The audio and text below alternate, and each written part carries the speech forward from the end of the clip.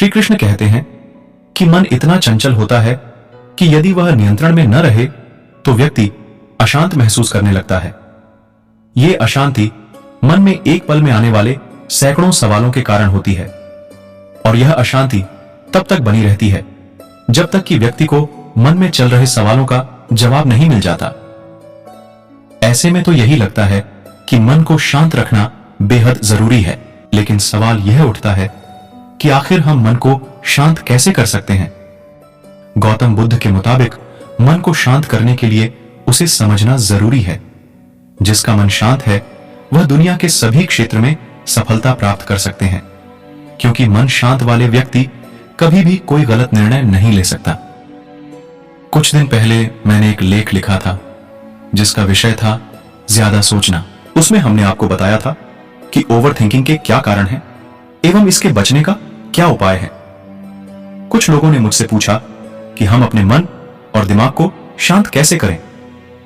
यदि हमारा मन शांत रहेगा तो आएगी ही नहीं। बात तो यह भी सही है, हमें फालतू के विचार तभी मन में आते हैं जब हमारा मन और दिमाग भटकता है। यदि हम अपने मन को शांत रखें तो यह समस्या नहीं आएगी। दोस्तों, हमारा माइंड हमेशा कुछ ना कुछ सोचता ही रहता है, कभी पॉजिटिव तो कभी नेगेटिव। इसी सोच सोच कर हमारा माइंड थक जाता है और हमें अपने माइंड को रिलैक्स करना पड़ता है। एक समय की बात है, हिमालय की खाड़ी के किनारे एक छोटे से शांत गांव में राहुल नाम का एक युवा लड़का रहता था। राहुल अपने क्रोधी स्वभाव और चंचल मन के कारण गांव भर में प्रसिद्ध था। उसका मन हर समय विचारों से भरा रहता था। सोचो कि उसके विचारों के तूफान ने उसके मन को एकदम बेचैन कर दिया था। उसके जीवन से शांति मानो गायब हो गई थी और वह हमेशा अपने ही ख्यालों में खोया रहता था और तनावपूर्ण जीवन जी रहा था। उनके अशांत मन और क्रोध के कारण उनके अपने परिवार के सदस्यों और गांव वालों से भी संबंध अच्छे नहीं थे, जिससे वह और भी अधिक अकेला और अपमानित महसूस करने लगा। वह और भी अधिक मानसिक तनाव की स्थिति में चला जाता है। एक समय की बात है, राहुल अपने गांव की गलियों में घूम रहा था। तभी उनकी मुलाकात एक बौद्ध भिक्षु से हुई जो एक पेड़ की छाया के नीचे ध्यान में बैठे थे। बौद्ध भिक्षु के चेहरे से निर्मल शांति की आभा झलक रही थी। इस असीम शांति में राहुल बौद्ध भिक्षु की ओर आकर्षित हुआ। जब राहुल बौद्ध भिक्षु के करीब आया तो उसे अपने आसपास एक सकारात्मक ऊर्जा का एहसास हुआ। भरत को एहसास हुआ कि इस असीम शांति और सकारात्मक ऊर्जा का स्रोत कहीं ना कहीं इस बौद्ध भिक्षु के भीतर ही है। इसलिए वह वहीं बैठकर उसकी आंखें खुलने का इंतजार करने लगा। थोड़ी देर बाद जब बौद्ध भिक्षु की आंख खुली तो उसने एक युवा लड़के को अपने सामने बैठा पाया जो बहुत तनावग्रस्त और नकारात्मक भावनाओं से भरा हुआ लग रहा था। राहुल ने बौद्ध भिक्षु की ओर उदार भाव से देखा और बहुत विनम्रता से कहा, मालिक, मेरा मन बहुत अशांत है और मेरे मन के विचार मुझे खाए जा रहे हैं। मुझे एक पल के लिए भी शांति महसूस नहीं होती। क्या आप मुझे सिखा सकते हैं कि मैं अपने अशांत मन को कैसे शांत करूं? बौद्ध भिक्षु ने राहुल की पीड़ा को समझते हुए करुण दृष्टि से देखा और कहा, मेरे प्यारे बच्चे, मैं तुम्हें एक कहानी सुनाना चाहता हूं। इस कहानी में मानसिक शांति और खुशी के रहस्य छिपे हैं। क्या आप कहानी सुनना चाहेंगे? राहुल ने हां में सिर हिलाया और पूरी एकाग्रता से कहानी सुनने को तैयार हो गया। उनके अंदर जिज्ञासा चरम पर थी। वो कहानी सुनने को बेताब था। बहुत समय पहले की बात है। एक नगर में शक्ति नाम का एक आदमी रहता था। शक्ति बेहद महत्वाकांक्षी व्यक्ति थे और उन्हें हर काम में लोगों से मदद की जरूरत पड़ती थी। यदि उसे किसी से असफलता और बुराई सुनने को मिलती थी तो वह गहरी चिंता और तनाव में चला जाता था। उनका मानना था कि सफलता और भौतिक शक्तियां वांछित खुशी देंगी, लेकिन वह जितना सफलता और प्रशंसा के पीछे भागता था उतना ही मानसिक तनाव में डूबता जाता था। लेकिन अचानक शक्ति का सामना उस समय के मशहूर बौद्ध भिक्षु से हो गया जिसका नाम महाकौशल था। महाकौशल अपने शिष्यों को ध्यान की शिक्षा देते थे और वह स्वयं एक बहुत ही ध्यानमग्न और प्रबुद्ध व्यक्ति थे। महाकौशल की अद्भुत एकाग्रता से प्रभावित शक्ति ने उनसे अपने भटकते मन को शांत करने का उपाय जानना चाहा। शक्ति ने कहा कि महंत मैं हमेशा सफलता के पीछे भागता हूं और लगातार अधिक हासिल करने की कोशिश करते हो, फिर भी मुझे कोई क्षणिक संतुष्टि या आत्मसंतुष्टि नहीं मिलती। इस निरंतर बेचैनी के बीच मैं शांति कैसे पा सकता हूं? बौद्ध भिक्षु ने करुण दृष्टि से उसकी ओर देखा और उत्तर दिया, आपका मन एक अशांत नदी की तरह है जो हमेशा बहती रहती है। आप कभी भी शांत नहीं रह सकते, इसलिए इस अशांत मन को शांत करने के लिए आपको अपने विचारों को बिना किसी रुकावट के जाने देने की कला सीखनी होगी। शक्ति को आश्चर्य हुआ और उसने पूछा कि मैं अपने विचारों को कैसे जाने दूं? आखिर मैं भी तो अपनी इच्छाओं और महत्वाकांक्षाओं से बंधा हुआ हूं। यह सुनकर बौद्ध भिक्षु मुस्कुरा दिए। बौद्ध भिक्षु कहा, कल्पना करें कि आपके हाथ में पानी का एक गिलास है। अब आप इसे जितनी देर तक पकड़कर रखेंगे यह उतना ही भारी होता जाएगा, और अगर आप इसे काफी देर तक पकड़े रहेंगे तो आपके हाथ में दर्द होने लगेगा। लेकिन अगर आप उस पकड़ को ढीला कर दें और छोड़ दें तो आपका बोझ खत्म हो जाएगा। राहुल ने पूरी कहानी और उसका संदेश ध्यानपूर्वक सुना। वह समझ गया कि अपने विचारों और इच्छाओं से चिपके रहने से उसका बोझ बढ़ जाता है और अंदर ही अंदर अशांति पैदा कर देता है। अब राहुल को कहानी का अंत सुनने की उत्सुकता से प्रतीक्षा थी। कहकर बौद्ध भिक्षु ने कहानी जारी रखी। एक बौद्ध भिक्षु की बात मानकर शक्ति ने विचारों को त्यागने का अभ्यास शुरू कर दिया। वह बिना किसी पूर्व निर्णय के अपने विचारों और भावनाओं को आते और जाते देखता था। अब उसने विचारों को पकड़ना बंद कर दिया था। विचार उठते थे और अपने आप चले जाते थे। धीरे धीरे उसे यह एहसास होने लगा कि उसकी इच्छा और भावना ही सभी दुखों का कारण है। जैसे जैसे शक्ति ध्यान में गहरे उतरते गए, उन्होंने पाया कि वर्तमान में जीना ही आंतरिक शांति का एकमात्र स्रोत है। वह खुद को वर्तमान में स्थापित करके अपने मन की निरंतर बकवास से छुटकारा पा सकता था। धीरे धीरे शक्ति का मन एक शांत झील की तरह हो गया जो बाहरी दुनिया को अपने अंदर प्रतिबिंबित करती है। उन्होंने जीवन की सादगी में संतोष को अधिक महत्व दिया और भौतिक संपत्ति के प्रति अपना लगाव छोड़ दिया। जैसे ही शक्ति में ऐसे बदलाव की खबर लोगों के बीच फैली, दूर दूर से लोग मार्गदर्शन लेने आने लगे। लोगों को विचारों को मुक्त करने की कला सिखाना और उन्हें अपने भीतर शांति खोजने के लिए मार्गदर्शन करना, वह लोगों के बीच शांति और ज्ञान का प्रतीक बन गया। शक्ति और साधु की कहानी समाप्त कर महाकौशल बौद्ध भिक्षु कुछ देर के लिए चुप हो गए ताकि इस कहानी का अर्थ राहुल के मन में अच्छी तरह बैठ जाए। राहुल ने बौद्ध भिक्षु की ओर देखा तो उनकी आंखों में अब एक नई समझ दिखाई दे रही थी।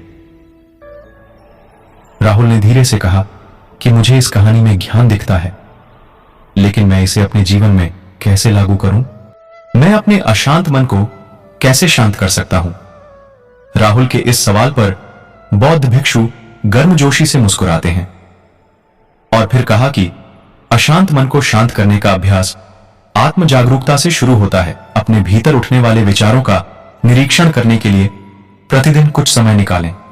उन भावनाओं पर ध्यान दें जो आपके मन में आती हैं और देखें कि वे कैसे आती हैं और आकाश में गुजरते बादलों की तरह चले जाए।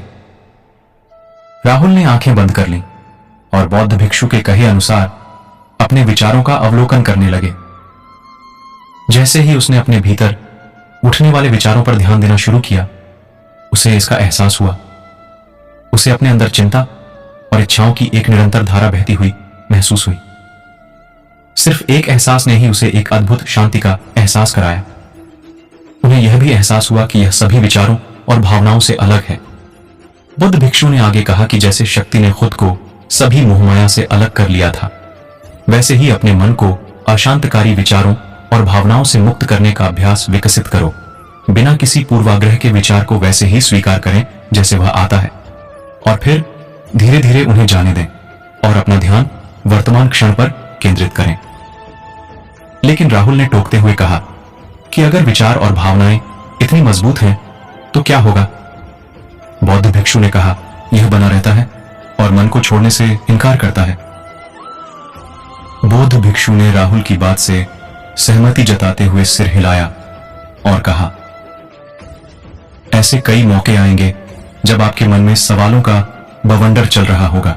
जब आपका दिमाग आपकी बात ही नहीं सुनेगा, तो ऐसे में आपको अपनी सांसों की ताकत पर विश्वास करना होगा। एक बार फिर भिक्षु ने राहुल से कहा, अपनी आंखें बंद करो और अपनी सांसों पर ध्यान केंद्रित करने के लिए अपने पेट को ऊपर उठता हुआ और मत्ता हुआ महसूस करें।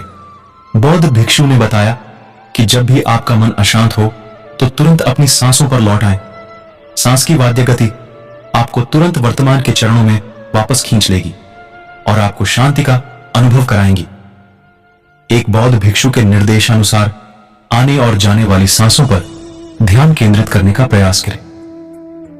इस छोटे से व्यायाम से उन्हें मानसिक शांति का अनुभव हुआ।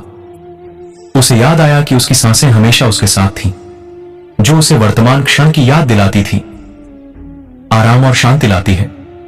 राहुल के इस विकास को देखकर बौद्ध भिक्षु मंद मंद मुस्कुराए और बोले, मेरे प्रिय, बेचैन मन को शांत करना एक ऐसा अभ्यास है जिसमें बहुत प्रयास और दृढ़ इच्छा शक्ति की आवश्यकता होती है, क्योंकि लगातार व्यायाम से मांसपेशियां मजबूत होती हैं। उसी तरह नियमित अभ्यास से मन भी शांत होता है।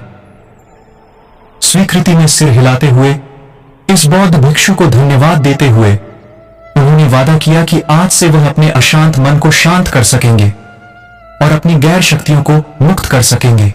बौद्ध भिक्षु ने राहुल के कंधे पर हाथ रखकर कहा, मुझे आपकी क्षमता पर बहुत भरोसा है और आपको जल्द ही आंतरिक शांति मिलेगी।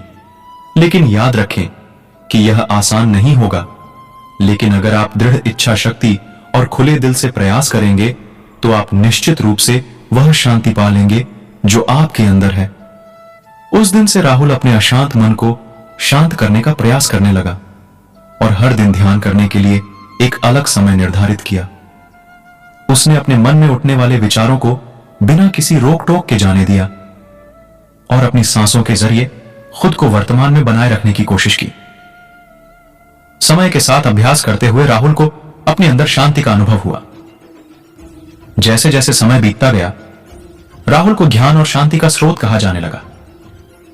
जैसे जैसे समय बीतता गया, भरत को ध्यान और शांति का स्रोत कहा जाने लगा। ग्रामीण अपने अशांत मन को शांत करने के लिए राहुल के पास आने लगे।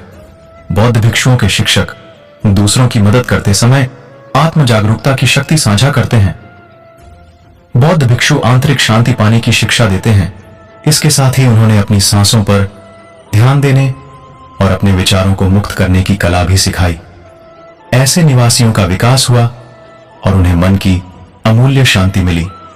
बौद्ध भिक्षु की शिक्षाओं और राहुल द्वारा संचालित अभ्यास के माध्यम से विचारों को त्यागने और वर्तमान में जीने की कला दूर दूर तक फैल गई। उन्होंने कई लोगों की जिंदगी बदल दी और जैसे जैसे समय बीतता गया, उनकी जिंदगी और भी बदलती गई। राहुल का शांत प्रभाव उसके गांव की सीमाओं से परे तक फैला हुआ था। आसपास के गांवों और शहरों से लोग राहुल के परिवर्तन की कहानी सुनते थे, उनसे सलाह लेने आते हैं। मन के बोझ तले दबे लोगों के लिए राहुल आशा की किरण बन गया। राहुल की शिक्षाएं केवल ध्यान और प्रवचन तक ही सीमित नहीं थीं, बल्कि वह रोजमर्रा के काम जागरूकता के साथ करने पर ज्यादा जोर देते थे।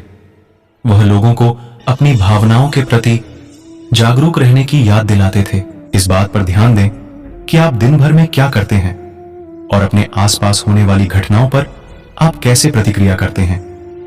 हर काम पूरी जागरूकता के साथ करें। जब आप खाएं तो प्रत्येक टुकड़े के स्वाद का आनंद लें। जब आप सूरज की रोशनी के सामने खड़े होते हैं तो उसकी गर्मी महसूस करें। लोग क्या कहते हैं उसे ध्यान से सुनें और समझें। छोटे छोटे बदलावों से लोगों के जीवन में चमत्कारिक परिवर्तन आते हैं। राहुल की शिक्षाओं से लोगों ने सीखा कि जीवन का आनंद वर्तमान में जीने में है। दोस्तों, यह कहानी का अंत है। मुझे आशा है कि आपने इस मोटिवेशनल स्टोरी से बहुत कुछ सीखा होगा। आपका कीमती समय देने के लिए बहुत बहुत धन्यवाद। दोस्तों, इस वीडियो में बस इतना ही। जय श्री कृष्णा दोस्तों, फिर मिलते हैं अगली वीडियो में। तब तक के लिए अपना ख्याल रखना। और अगर मेरी वीडियो अच्छी लगी हो तो कृपया मेरे वीडियो को लाइक करें और चैनल को सब्सक्राइब करना न भूलें।